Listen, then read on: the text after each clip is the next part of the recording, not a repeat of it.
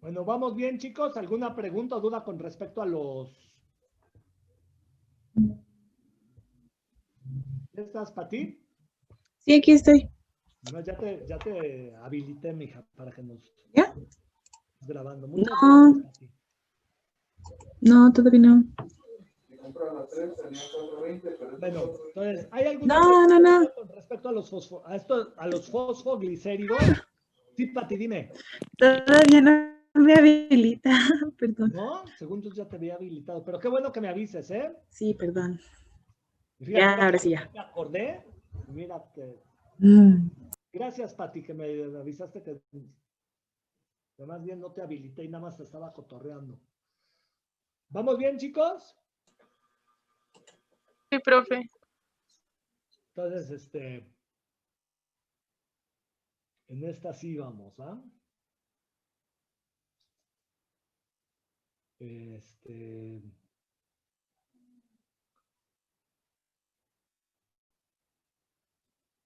Déjenme ver. Proyecto mi pantalla porque se me olvida en qué íbamos. Íbamos aquí. ¿Sí?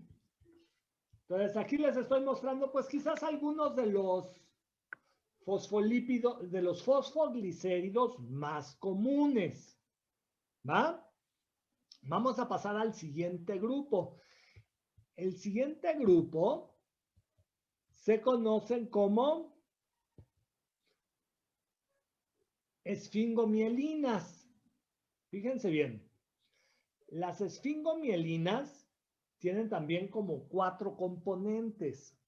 Las esfingomielinas son ácidos grasos esterificados a una molécula que se conoce como esfingosina. Perdón, no están esterificados, ¿eh? Están formando un enlace tipo amida. Amida, vean cómo está aquí unido a la amida. ¿El profe? La esfingosina es esto que tenemos aquí como en azulito. Dígame. Eso es de los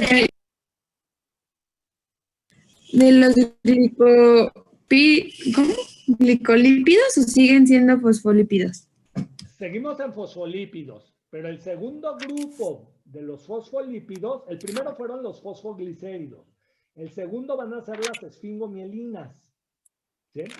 Las esfingomielinas, el ácido graso se encuentra unido por un enlace tipo amida a una molécula que se llama esfingosina. Fíjense bien, la esfingosina sí tiene un oxidrilo, pero este oxidrilo quedó libre y más, bueno, tiene 2 oxidrilos, ¿sí? Uno queda libre, el primero queda libre. En este carbono tengo un grupo, un grupo amino, y a este grupo amino se une el ácido graso, forma una amida. Y entonces cuando se une la esfingosina al ácido graso, se forma una estructura que se conoce como ceramida.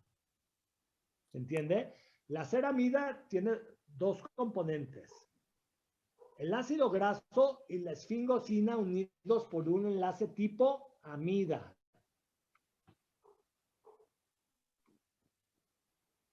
Ahora, a la ceramida, pues también se le une un grupo fosfato, por eso es que también fue un fosfolípido, y también es un fosfolípido de membrana.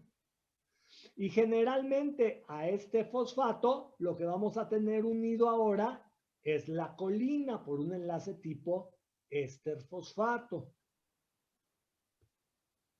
¿Vamos bien? ¿Se entiende? ¿Y cómo se llama? Ya, si ¿Todo? está unida la ceramida unida al fosfato y a la colina, se conoce como esfingomielina. ¿Esfinque? Esfingomielina. Esto que les estoy mostrando, ya todo es una esfingomielina, pero tiene varios componentes. Tiene la esfingosina. La esfingosina ya cuando forma el enlace con el ácido graso, un enlace tipo amida, se llama ceramida. Y la ceramida unida al fosfato y a la colina se llama esfingomielina. Y las esfingomielinas son los principales componentes, ¿sí? Forman una cubierta aislante sobre los axones de las neuronas. ¿Sí? ¿Sobre los qué? La función es formar una cubierta aislante. Esto evita que los impulsos nerviosos generalmente se transmiten como impulsos eléctricos. Entonces, esta cubierta aislante permite que estos impulsos eléctricos lleguen hasta el extremo de la neurona, ¿sí? Hasta los botones sinápticos donde se une con otra neurona, ¿sí? Y esto permita enviar impulsos eléctricos que favorezcan desarrollar algunas funciones importantes. Por ejemplo, nosotros podemos mover nuestros músculos a voluntad. Para que nosotros podamos mover un músculo a voluntad, tenemos que mandar una señal eléctrica al bíceps para que el bíceps se contraiga y acerque mi brazo. ¿Se entiende? Sí. Pero si el impulso eléctrico se pierde, digamos, si no tuviéramos esta capa aislante de esfingomielina, el impulso eléctrico no llegaría al músculo y entonces mi bíceps no se podría contraer y entonces yo no podría mover a voluntad mi brazo, no lo podría acercar. Entonces, hay una enfermedad autoinmune que provoca la degradación de la esfingomielina, de las cubiertas de las neuronas. ¿Sí? Y esta enfermedad la conocemos como la esclerosis múltiple. Y esta enfermedad es la que sufría Stephen Hawking. ¿Sí?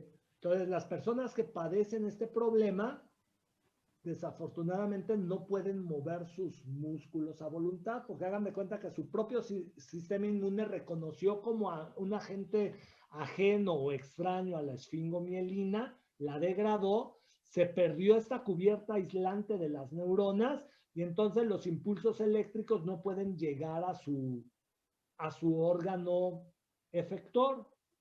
Y al no llegar al órgano donde tienen que desarrollar un efecto, pues este músculo ya no se pierde la capacidad de contraerse a voluntad. Entonces, desafortunadamente es una enfermedad muy penosa y grave. ¿Se entiende? ¿Vamos bien? ¿Todos bien, chicos? Sí, profe. Sí, profe. Vamos a la siguiente. Fíjense bien, la siguiente son los glucolípidos. Los glucolípidos, fíjense bien, es una ceramida, pero ahora la ceramida ya no está unida al fosfato, está unida a un azúcar.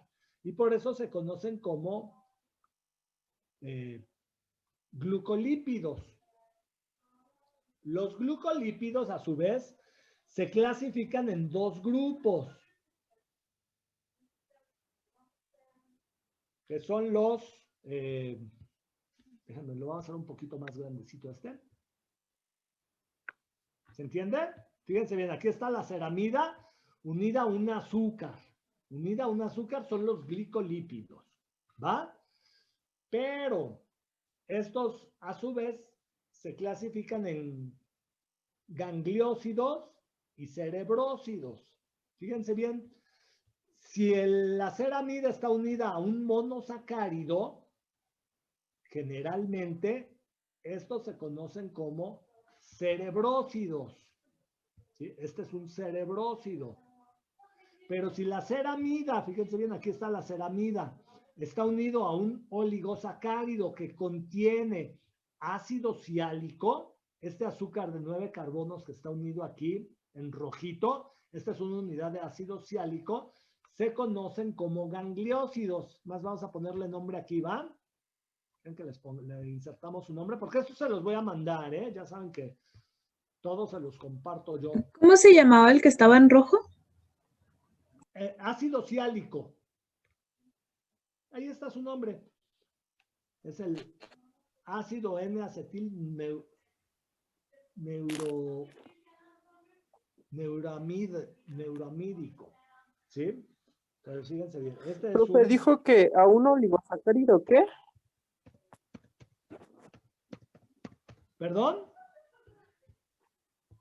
Dijo que los ganglios...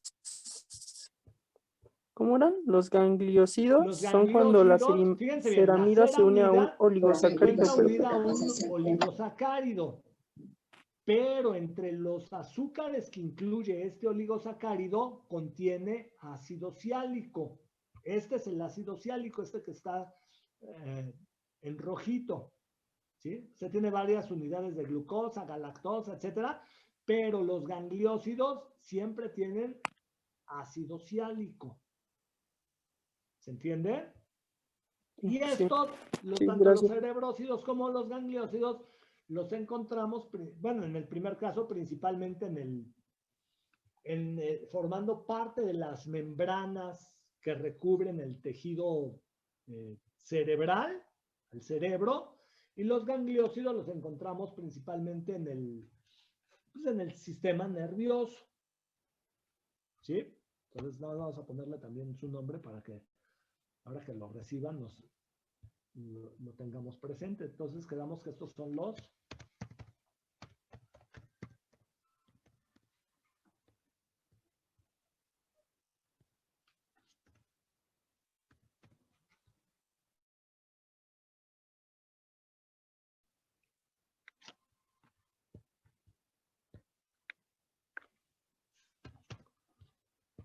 ¿Vamos bien?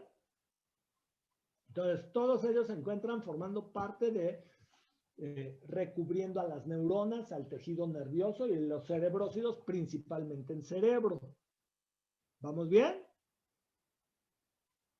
Y con ello terminamos ¿de quiénes estábamos hablando? De los lípidos compuestos. ¿Va?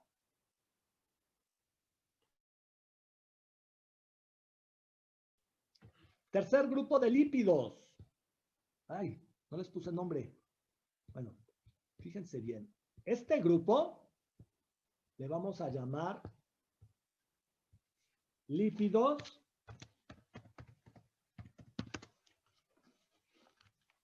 precursores o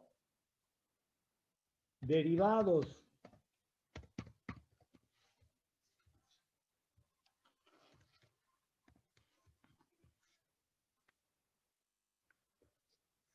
En los lípidos precursores o derivados hay una gran variedad de lípidos y aquí sí ya no necesariamente hay ácidos grasos, ¿sí? Yo les decía, muchos grupos de lípidos comparten ácidos grasos, pero resulta que pues, estos no necesariamente presentan ácidos grasos. Fíjense bien.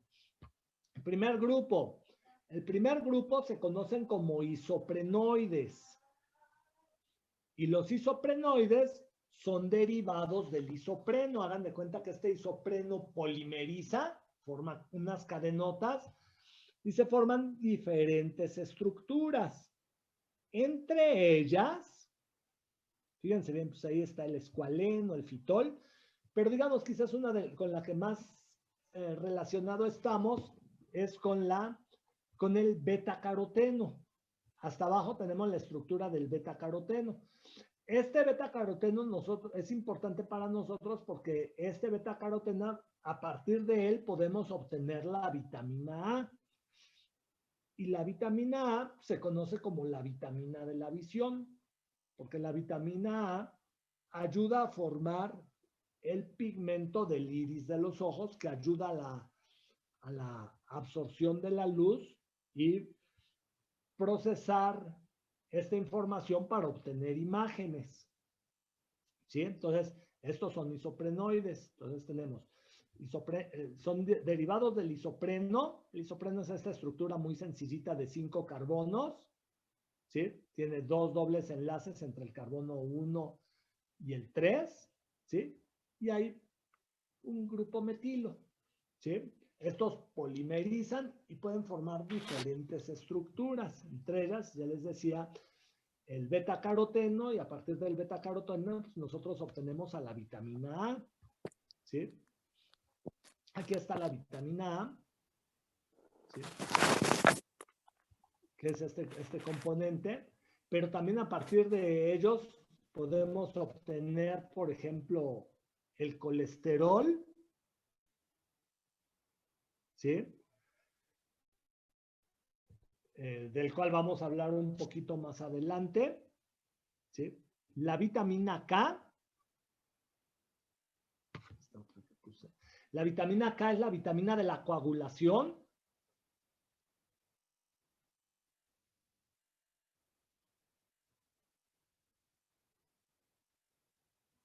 ¿Sí?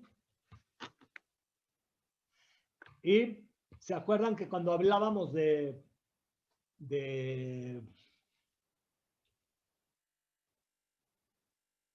los transportadores de electrones en la cadena respiratoria, hablábamos de la ubiquinona o coenzima Q. Aquí está la coenzima Q. Corresponde con un isoprenoide. ¿Sí? Aquí está unida a varias unidades de isopreno, y el hecho de que en la coenzima Q de los seres humanos tengamos 10 unidades de isopreno, por eso es que se conoce como coenzima Q10.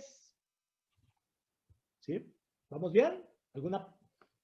Entonces ya saben, el beta-caroteno pues es un pigmento de las plantas, ¿sí? Principalmente un pigmento naranja, amarillo a naranja, ¿sí? Y a partir de él obtenemos vitamina D, pero pues hay otros derivados también del isopreno, como la coenzima Q, la vitamina K y la vitamina D. ¿Sí? Me parece que está en la otra imagen que teníamos ahora, la vitamina D. Fíjense bien. Ahora, el segundo grupo de los derivados, de los lípidos precursores o derivados, ¿sí? Están los esteroides. ¿Sí? Aquí le vamos a poner que estos son los esteroides.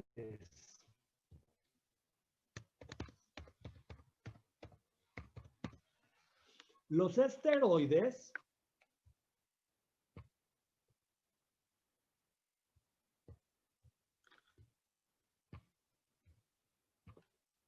son derivados del colesterol. ¿Sí? Y a partir del colesterol podemos obtener diferentes tipos de sustancias, de componentes. Uno de ellos es la vitamina que se usa, que utilizamos para la fijación del calcio, ¿sí? Y la fijación del fósforo. Y esta se forma a partir de colesterol, ¿sí? Se rompen aquí un enlace que hay entre estos carboncitos, ¿sí? Y parte de la formación, en una de las reacciones de formación de vitamina D participa la luz solar. Por eso es que es necesario pues, también tomar de vez en cuando el solecito para favorecer la producción de vitamina D. Pero también a partir del colesterol se forman las sales biliares que ayudan a la digestión de lípidos, ¿sí? De acilglicéridos, ¿sí? Las hormonas sexuales masculinas y femeninas,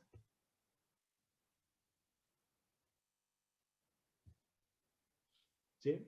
Como es el estradiol, la progesterona, en el caso de los organismos femeninos, y la progesterona en el caso de los organismos masculinos.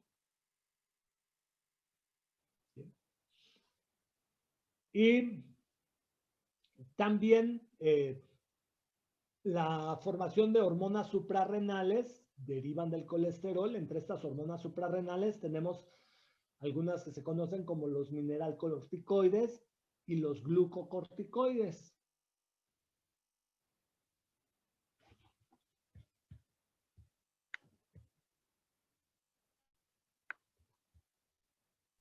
¿Y esas para qué son, profe? Los glucocorticoides tienen que ver con el metabolismo del azúcar y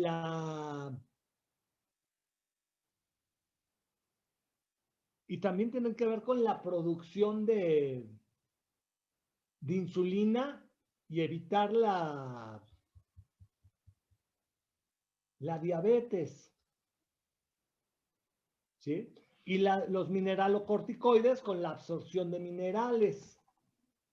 Los glucocorticoides con la absorción también de la glucosa. ¿Sí? Y ahí está la cortisona y el cortisol. ¿Sí? ¿Vamos bien? ¿El otro? ¿Mandé? ¿El cortisol de dónde es? Son hormonas suprarrenales, es decir, son hormonas que se producen en las cápsulas suprarrenales que se localizan en el riñón. ¿Sí? Entonces, como pueden ver, el colesterol también a su vez es componente de las membranas celulares. Lo malo es cuando se encuentra en exceso. ¿Sí? Pero necesitamos colesterol pues, para producir todas este tipo de sustancias. ¿Se entiende? Profe, yo me confundí un poco. El grupo 2 son esteroides y de ahí deriva el colesterol. El primero son estos dos que tengo acá arriba, es la vitamina D. Ajá. La vitamina D deriva del colesterol. Por ahí, aquí, miren, estaba el colesterol cuando empecé a hablar de los isoprenoides, porque el colesterol también deriva de los isoprenoides, pero a su vez el colesterol se utiliza como precursor para formar otros grupos de moléculas.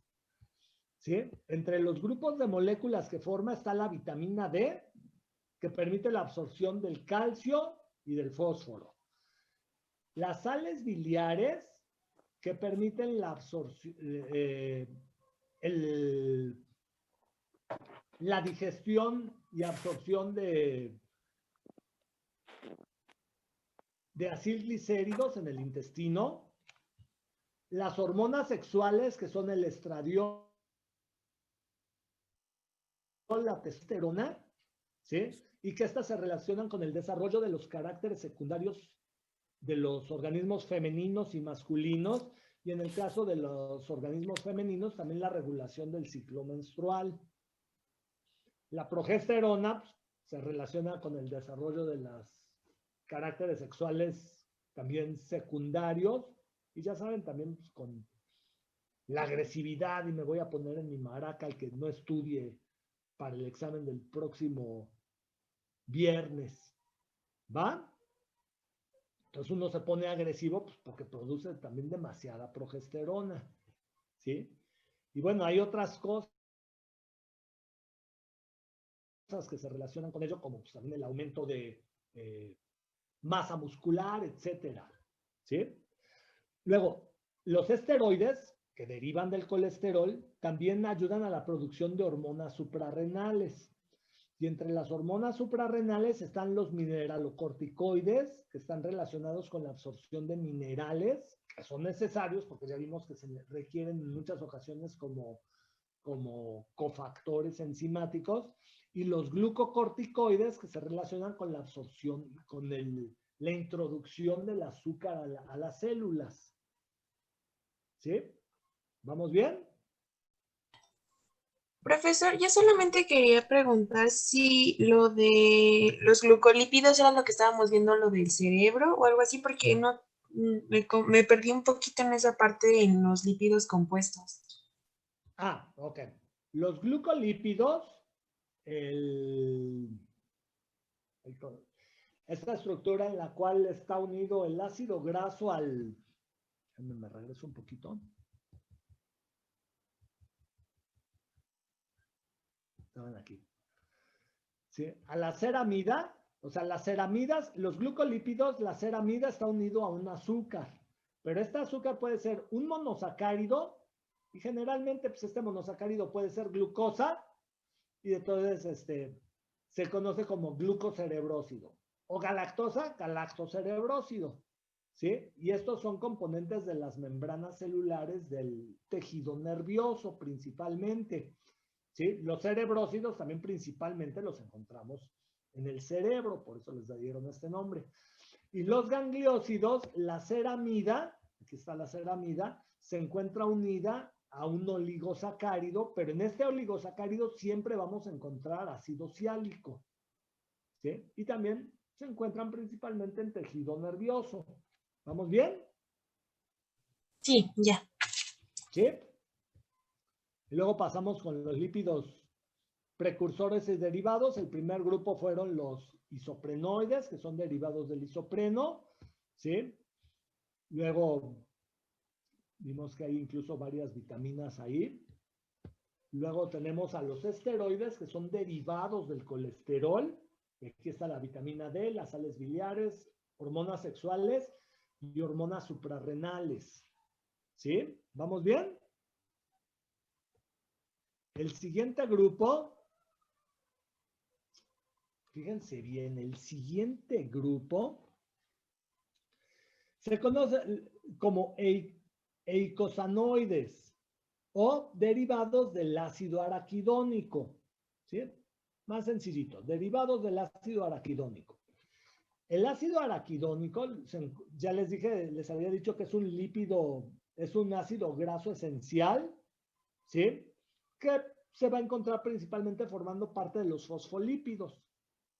Pero a partir de esta reserva de ácido araquidónico, de aquí sale obtenemos ácido araquidónico y se puede utilizar para formar diferentes tipos de compuestos. Un tipo de compuestos importantes que se obtiene a partir del ácido araquidónico son las prostaglandinas, ¿sí? Las prostaglandinas recibieron originalmente este nombre porque fueron aisladas en un principio a partir de la próstata y se creía que estas sustancias eran exclusivas de este tejido. Sin embargo, de este órgano, más posteriormente se encontró que no, que las prostaglandinas, este tipo de compuestos también se encuentran en otros tejidos, pero ya se les dejó ese nombre. Las prostaglandinas se producen a partir de ácido araquidónico por la actividad de una enzima que se conoce como ciclooxigenasa, pero no vamos a meternos en el metabolismo de ello. Entonces estas prostaglandinas se formaron a partir del ácido araquidónico y principalmente llevan a cabo funciones de contracción del músculo liso. Las prostaglandinas permiten la contracción del músculo liso. Las prostaglandinas que son muy bipolares y hay otras prostaglandinas que lo relajan. ¿Se entiende? El músculo liso, ya saben, puede ser el útero, el intestino, etcétera. ¿Va? Luego, a partir de prostaglandinas se obtienen otros dos tipos de compuestos que se conocen como prostaciclinas y tromboxanos. O sea, glandinas se producen prostaciclinas y tromboxanos. Fíjense bien. Los tromboxanos se producen, los producen las plaquetas. ¿Sí? Y permiten y participan de la formación del coágulo, ¿sí? Que se formen coágulos, que se agreguen las plaquetas para, por ejemplo, en los procesos de cicatrización, nos cortamos y tienen un efecto de vasoconstricción. Hagan de cuenta que los vasos sanguíneos se contraen, se colapsan para evitar que haya pérdida de sangre. ¿Se entiende? Y favorecen la formación del coágulo para taponear y que se regenere el tejido. ¿Sí? Que se formen, que favorecen la coagulación. ¿Vamos bien? Ah, sí, perfecto. Va un poco rápido. Profe, ¿la prostaglandina de qué dijo que hacía? Las prostaglandinas se forman a partir del ácido araquidónico. Ya saben, por actividad de la ciclooxigenasa se forma un anillito. ¿Sí? Y participan principalmente de la contracción del músculo liso. Sin embargo, también hay prostaglandinas que llevan una acción antagónica. Algunos lo relajan. ¿Vale?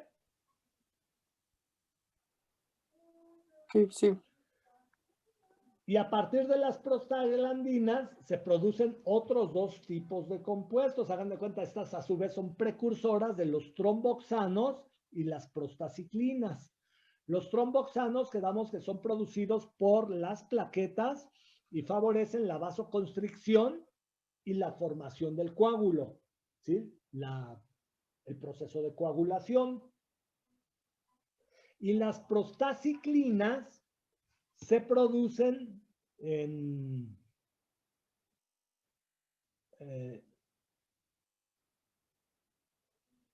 las prostaciclinas en el endotelio de las arterias. Hagan de cuenta, la arteria pues, es como un tubito, es un conducto, ¿sí? Y el endotelio son las células que la recubren por dentro. Estas células producen las prostaciclinas y tienen un efecto totalmente antagónico al de los tromboxanos. Provocan vasodilatación y evitan la agregación plaquetaria. ¿Se entiende? Entonces, los procesos de coagulación y no coagulación se está relacionada con un balance que hay entre la producción de estos dos tipos de compuestos. ¿Vamos bien? ¿Se entiende? Sí, profe. Sí, profe, pero sí que está un poco bajillo. ¿Mandé? ¿Perdón? Es que no entendí Que sí, bien. que todo bien. Ok. Ahora, fíjense bien, a partir de ácido araquidónico se forman otro tipo de compuestos que se conocen como leucotrienos. ¿Sí? Y los leucotrienos son producidos por los leucocitos. Y estos presentan, ¿se acuerdan? El ácido araquidónico tenía 4 enlaces covalentes dobles. Los leucotrienos solo tienen 3. ¿Sí? Pero estos 3 quedan conjugados, es decir, quedan en los ácidos grasos nunca están conjugados los dobles enlaces. En los leucotrienos sí quedaron conjugados esos 3 dobles enlaces. ¿Sí? Bueno, y los leucotrienos provocan vasoconstricción, ¿sí? Y broncoespasmo, es decir, provocan que los bronquios se contraigan y esto le genere a las personas la imposibilidad de poder respirar. Es decir, el exceso en la producción de los leucotrienos está relacionada con el desarrollo de los cuadros de asma.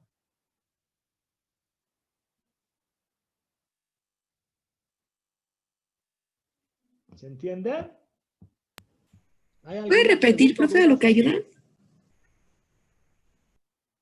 Los leucotrienos provocan vasoconstricción, pero sobre los bronquios, sobre los alvéolos pulmonares, también me los pueden contraer, ¿sí? Entonces provocan broncoespasmos y esto evita que la gente pueda respirar bien.